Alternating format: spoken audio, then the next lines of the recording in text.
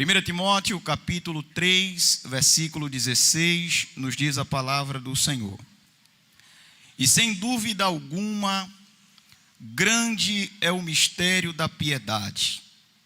Aquele que se manifestou em carne, foi justificado em espírito, visto dos anjos, pregado aos gentios, crido no mundo e recebido acima na glória. Quantos podem dizer amém? Queridos irmãos, esse texto é um texto bastante conhecido da igreja do Senhor, que nos fala a respeito das orientações que Paulo ele estava trazendo para Timóteo, seu filho na fé, um obreiro que estava à frente da obra. Acredita-se que esta carta a Timóteo, ela foi escrita cerca de 63 depois de Cristo, durante esta instrução que Paulo ele trazia aos jovens líderes de algumas igrejas. E diante deste contexto, o apóstolo Paulo, ele aproveita o ensejo da sua fala, pois quando lemos os versículos anteriores, nós iremos nos deparar com as orientações que Paulo ele está trazendo aos obreiros, aos bispos e aos diáconos. E no último versículo deste capítulo de número 3, Paulo ele traz uma revelação extraordinária, por que não dizer uma das revelações mais gloriosas e profundas do Novo Testamento. Paulo ele muda a ideia do seu pensamento no que diz respeito à instrução que ele estava trazendo aos obreiros que ali estavam presentes, para falar a respeito de um mistério da piedade. Quando falamos dentro da ideia do mundo grego-romano, os mistérios, eles eram conhecidos por ser segredo, por ser algo segregado, algo que não era acessível a todas as pessoas. Segredo era algo que não se obtinha com muita facilidade.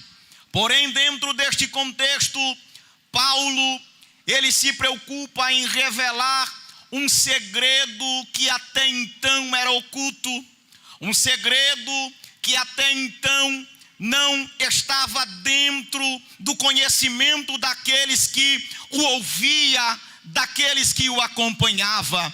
Paulo, ele fala do maior segredo escondido desde a fundação do século, referindo-se ao glorioso Senhor Jesus Cristo, que é o segredo da piedade. E quando lemos, querido, a preocupação de Paulo em apresentar a sua ideia, Paulo ele apresenta pelo menos 6 declarações que revelavam Cristo como o segredo da piedade.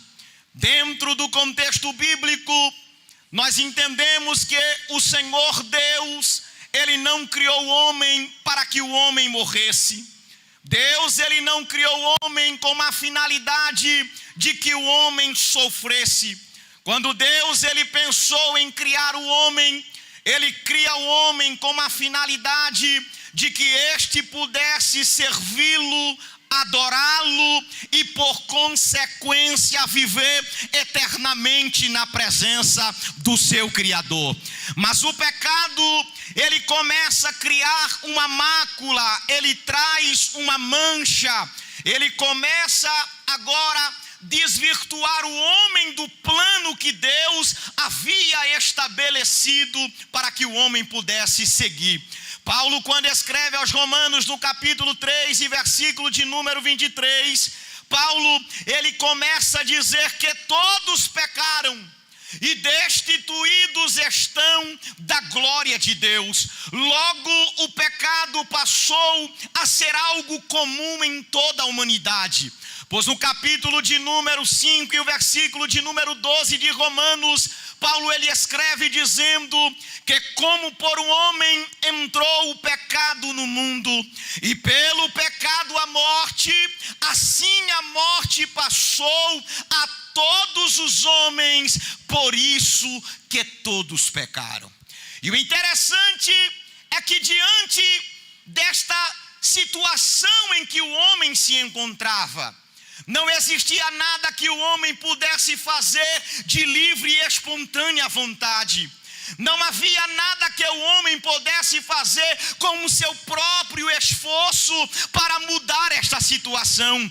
O salmista no Salmo de número 14, ele declara dizendo que o Senhor olhou do céu para os filhos dos homens e não encontrou um justo sequer, alguém que pudesse mudar a situação da humanidade, mudar a situação em que o homem se encontrava. Mas no Salmo de número 40, verso 8 em diante, há uma declaração que muda totalmente esta realidade, porque aquilo que para os homens era impossível, aquilo que ninguém conseguia solucionar, porque até então ecoava-se um questionamento que dizia: a quem enviarei? Quem há de ir por nós? Quem é que pode mudar a situação em que o homem se encontra?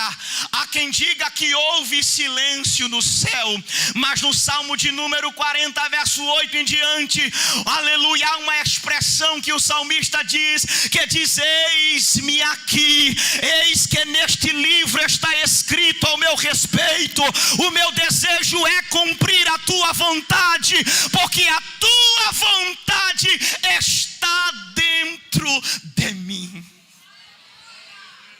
Cristo Jesus, ele se propõe como a revelação do mistério oculto.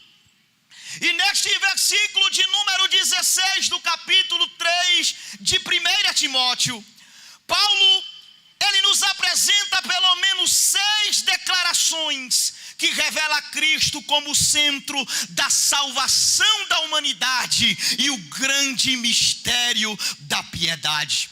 Em primeiro lugar, o mistério da piedade é revelado na encarnação de Cristo. A declaração que Paulo ele utiliza no versículo de número 16 é: e sem dúvida alguma, grande é o mistério da piedade. Aquele que se manifestou em carne.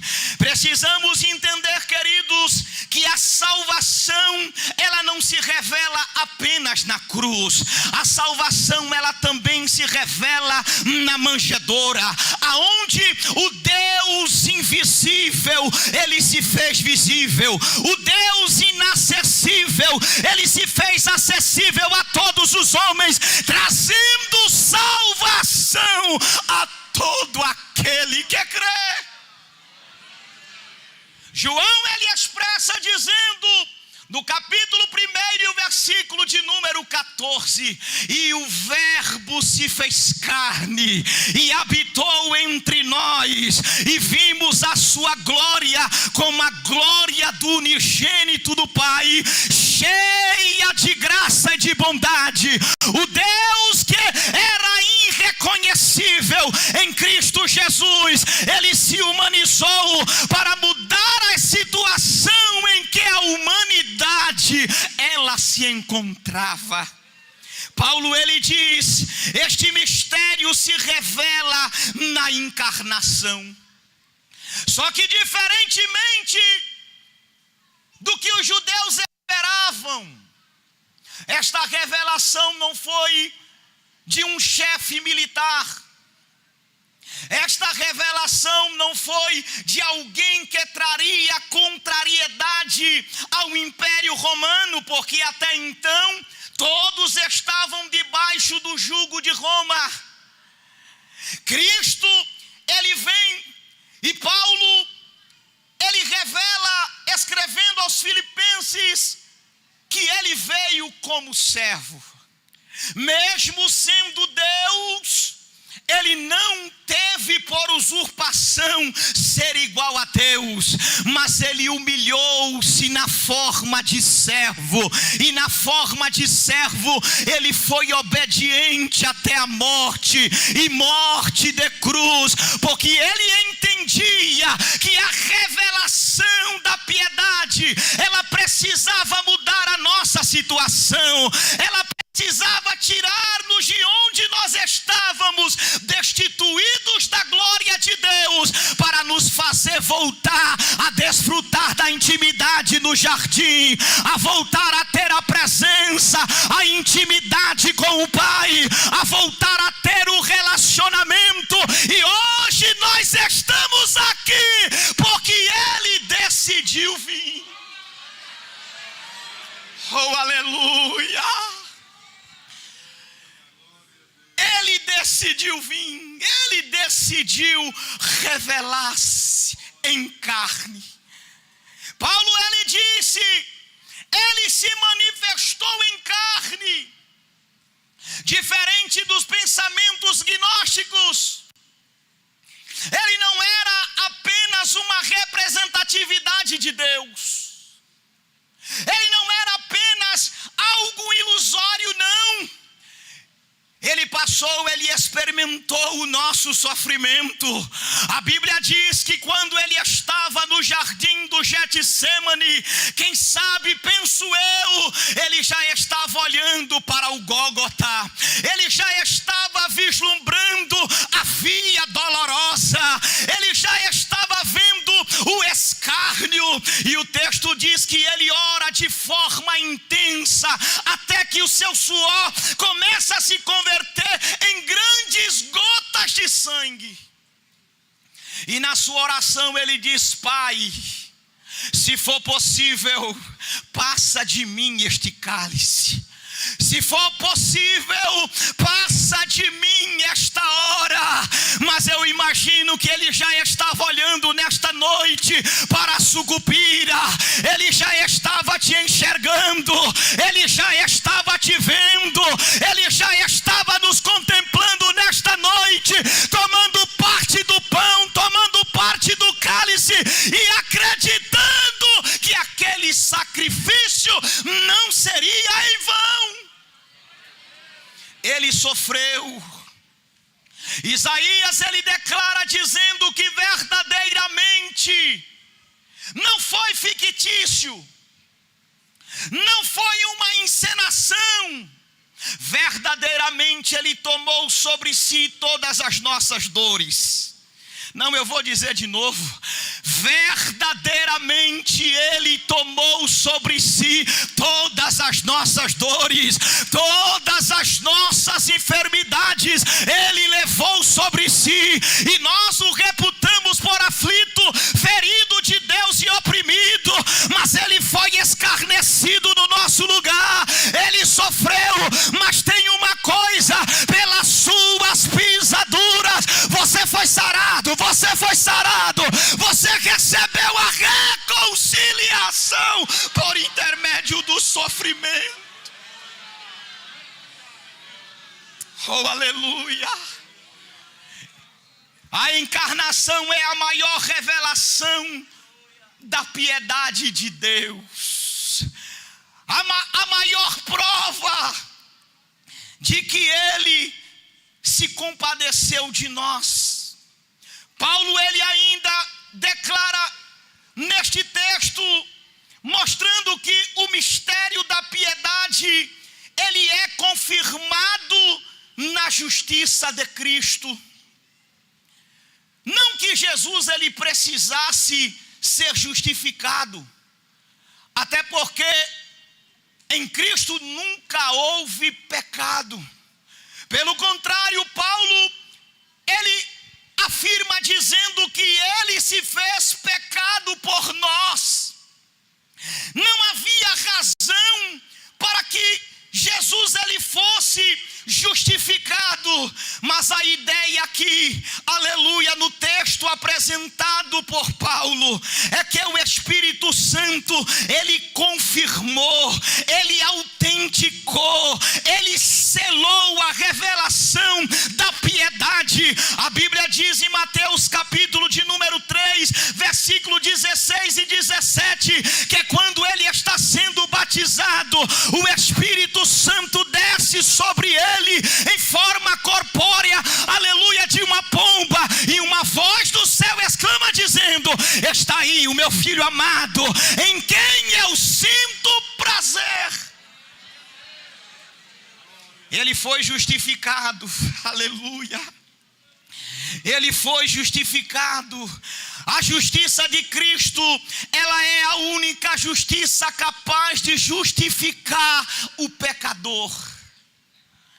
É exatamente por esta razão que você está aqui.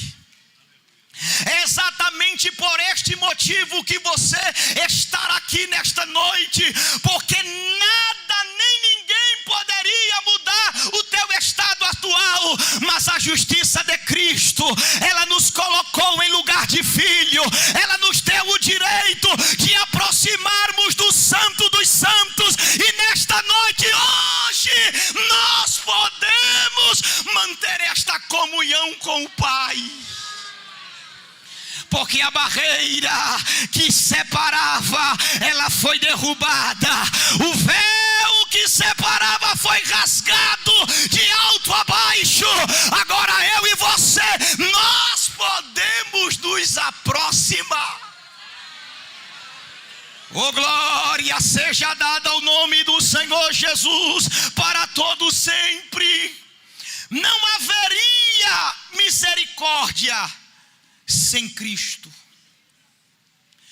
Não haveria nenhuma possibilidade de justificação sem Cristo. E Paulo, ele mostra a autenticidade deste mistério da salvação.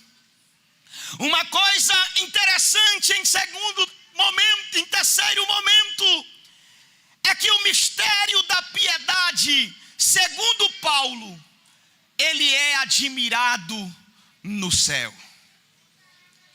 O céu se alegra, o céu jubila pela revelação do mistério da piedade. Em Lucas capítulo de número 2, versículos de número 13 ao versículo de número 14, a Bíblia diz que por intermédio do nascimento do Senhor, um anjo aparece aos pastores em Belém, dizendo: alegrai-vos, eis que eu vos trago boas novas, pois na cidade de Davi nasceu o Messias, que é o Cristo. E a Bíblia diz que é com esta declaração, houve um coral celestial que apareceu no céu, jubilando e adorando ao Senhor, porque Ele nasceu, porque Ele nasceu, porque Ele nasceu como o mistério da piedade. Oh, aleluia, glória a Deus, glória seja dada ao nome de Jesus para todos sempre. Os anjos testificaram do cumprimento deste mistério da piedade. A Bíblia nos diz que quando o Senhor havia sido sepultado, após o seu martírio, em Mateus capítulo 28, versículos 5 e 6, os discípulos correram quando receberam uma notícia da ressurreição. E quando chegaram até o sepulcro, encontraram um anjo que trazia uma nova a respeito do mistério da piedade. E a nova trazida pelo anjo era: porque buscai um vivente entre os mortos? Porque buscai um vivente entre os mortos? Ele não está aqui, ele não está aqui, ele já ressuscitou, assim como ele havia dito.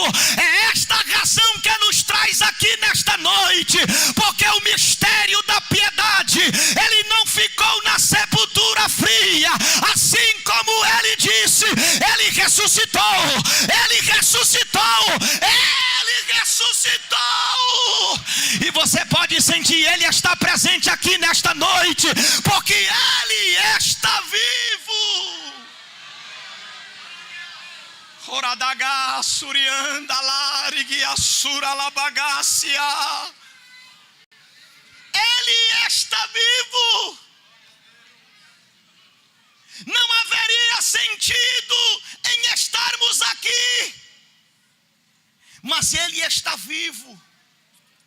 O mistério da piedade, ele é admirado pelo céu. Os anjos se alegram, os anjos jubilam, os anjos têm esta certeza.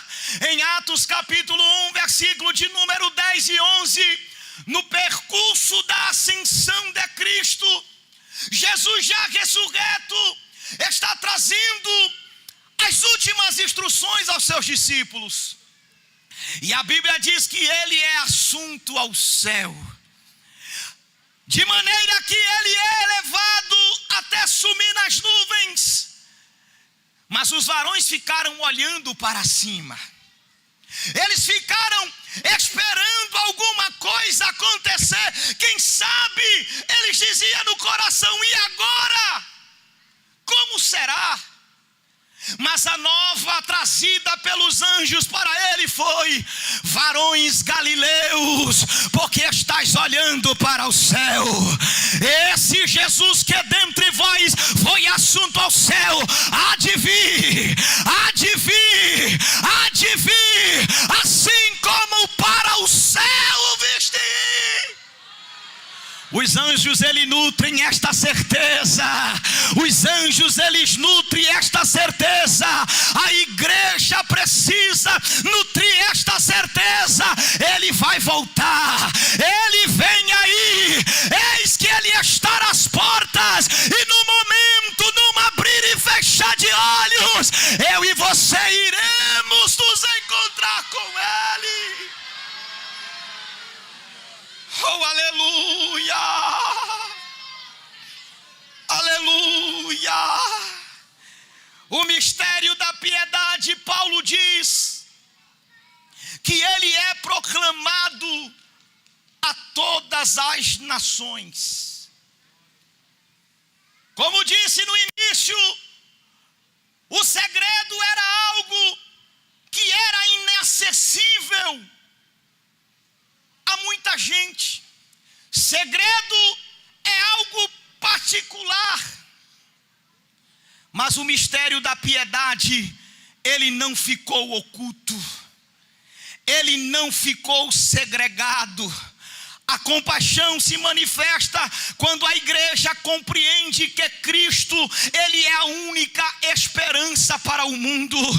A compaixão, ela se completa quando nós entendemos o valor de proclamarmos este segredo. Precisamos entender que é nossa responsabilidade de fazer com que este segredo da piedade, ele seja anunciado nos quatro cantos da terra. E para fortalecer isso, Jesus não nos deixou só. Jesus, ele nos deu um auxiliador que nos auxiliaria a proclamar este segredo. Em Atos capítulo 1 e versículo 8, Jesus disse: e recebereis poder, poder ao descer sobre vós o Espírito Santo, e ser-me-eis testemunhas, tanto em Jerusalém, como em toda a Judeia e Samaria, até os confins da terra. Esta responsabilidade é nossa, e nós precisamos entender que não é razão para nos gloriarmos.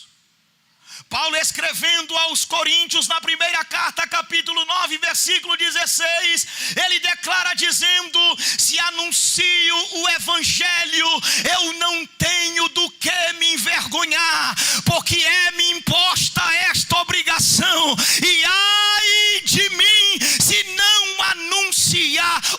Evangelho. O mistério da piedade não é mais um segredo.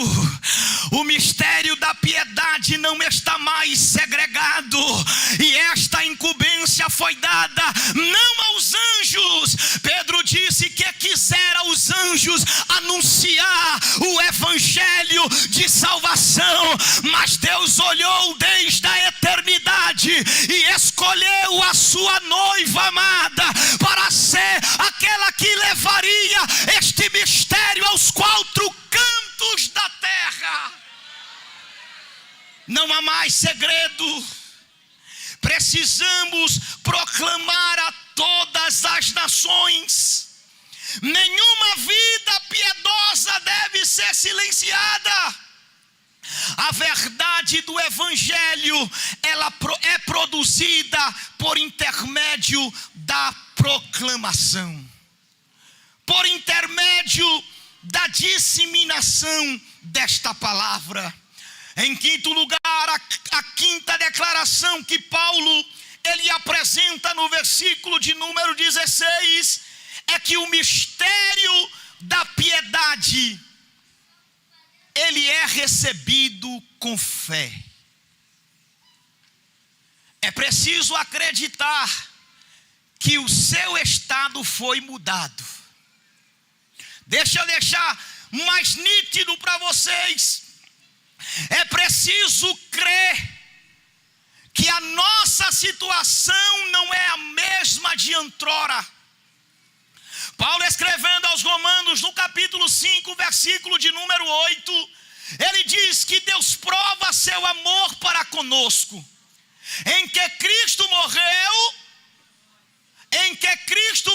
sendo nós ainda pecadores. Perceba, queridos, o sacrifício de Cristo não mudou o nosso estado de pecador, mas ele fez algo que nós não poderíamos fazer. Ele abriu a porta da oportunidade, e esta oportunidade ela vem por intermédio da fé. O escritor aos Hebreus no capítulo 11, versículo 6, ele diz que aquele que se aproxima de Deus precisa crer que ele existe e que ele é galardoador daqueles que o buscam. O que eu quero dizer com isso? Nesta noite você precisa estar aqui e acreditar que o sacrifício de Cristo, ele foi suficiente para mudar o teu estado. Ele foi suficiente para limpar o teu pecado. Ele foi suficiente para rasgar a cédula que te acusava. Aleluia. Este sacrifício pela fé, ele nos traz libertação. Pela fé, ele nos traz restauração. Pela fé, ele nos traz justificação. E o que é justificação? É ser tido como justo mesmo quando você não era. É receber, aleluia, glória seja dada ao nome de Jesus, a liberdade mesmo sendo condenado. Pois nós estávamos condenados e sentenciados, mas o mistério da piedade, ele nos uniu novamente a Deus. Ele nos reconciliou com o Pai. Ele nos trouxe novamente para a intimidade do jardim, para a comunhão que nós tínhamos com o Pai.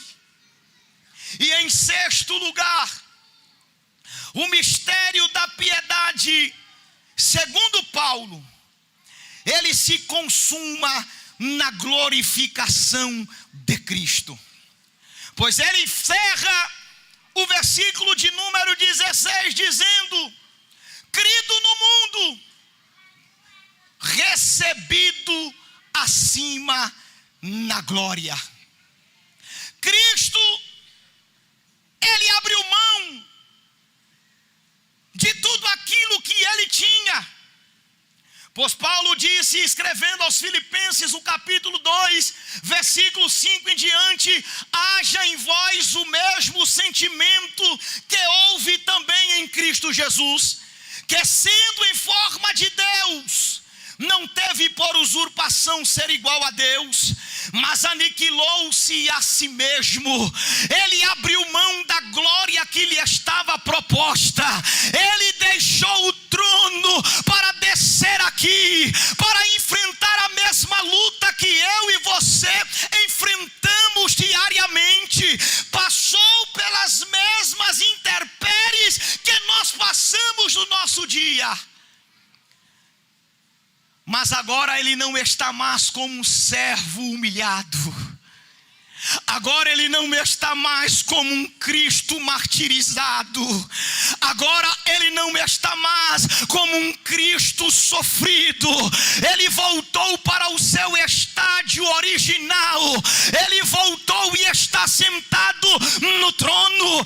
Estevão, ele viu ao ser diante do seu martírio, ele olha para o céu e vê e diz: eis que eu vejo o céu aberto, o Filho do Homem assentado à direita do Pai. Ele está olhando para mim, ele está olhando para você. Ele é a consumação da nossa salvação. A glorificação de Cristo, ela nos garante a eficácia da nossa fé, a garantia daquilo que cremos, a garantia daquilo que acreditamos. Precisamos entender: foi Jesus que morreu por nós, foi Ele que fez o sacrifício perfeito, uma única vez. Foi Ele que veio sem pecado para tirar o pecado de toda a humanidade. É por isso que o escritor aos Hebreus, no capítulo 12, versículo 2, ele garante a Cristo, que garante a eficácia da nossa fé. É por isso que precisamos olhar para Jesus, o autor e consumador da nossa fé, porque é Ele que garante a eficácia da nossa salvação. É Ele que garante, é Ele que atesta esta nossa salvação, a esperança da nossa glorificação. Aleluia! A salvação da humanidade em Cristo, ela teve a sua eficácia com a revelação do mistério de Cristo. E o interessante é que Ele fez o que ninguém poderia fazer. Ele foi aonde nenhum de nós poderíamos ir. O sacrifício que nos garantiu o retorno para o Pai. Paulo, escrevendo aos Coríntios, no capítulo de número 11, por intermédio da Santa Ceia, ele começa a apresentar o efeito tridimensional que é revelado na Santa Ceia por intermédio do sacrifício de Cristo. Primeiro apontando para o que foi que nos aconteceu, aonde foi que nós fomos encontrados por Ele, quando estávamos destituídos da glória, quando estávamos jogados no lamaçal de pecados, quando não havia o que fazer pelo nosso estado. Cristo, Ele veio, Ele abriu a porta, Ele nos deu o direito, Ele nos convidou para a sala do banquete, Ele nos colocou na presença do Pai, quando nós não tínhamos direito. Aleluia! Você não merecia estar aqui. Eu não merecia estar aqui. Nós estávamos sentenciados à morte e não tínhamos direito de interpelar direito algum, mas Ele nos deu o direito que não merecia. Aleluia! Enquanto os nossos pecados trazia como consequência e paga a morte, Jesus, aleluia, o mistério da piedade, Ele nos trouxe o dom gratuito de Deus, a salvação que nos propôs a oportunidade de mais uma vez estar diante do Pai. Aleluia! Estar diante do Pai. Mas Paulo nos convida a fazer uma introspecção, olhar para dentro de nós. Ele disse: examine-se, pois, o homem a si mesmo, e assim coma deste pão e beba deste cálice. Eu preciso entender que a salvação, ela precisa de um cultivo pessoal. Você precisa se preocupar com o cultivo pessoal da dádiva que foi lhe dada.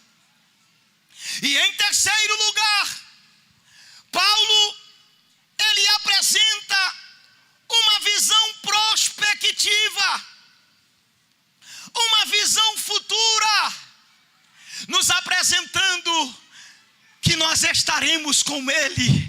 Ele disse: eu não beberei do fruto da vide, até que o beba de novo convosco no reino do Pai. Jesus, Ele nos fez uma promessa de que eu e você estaremos com Ele. Nós estamos aqui nesta noite, participando do pão, participando do cálice, estamos estreitando esta comunhão com Ele, mas Ele está dizendo: ainda é só um ensaio, porque o melhor ainda está por vir. Ele está voltando, e o mistério da piedade, ele será concretizado quando estivermos com Ele,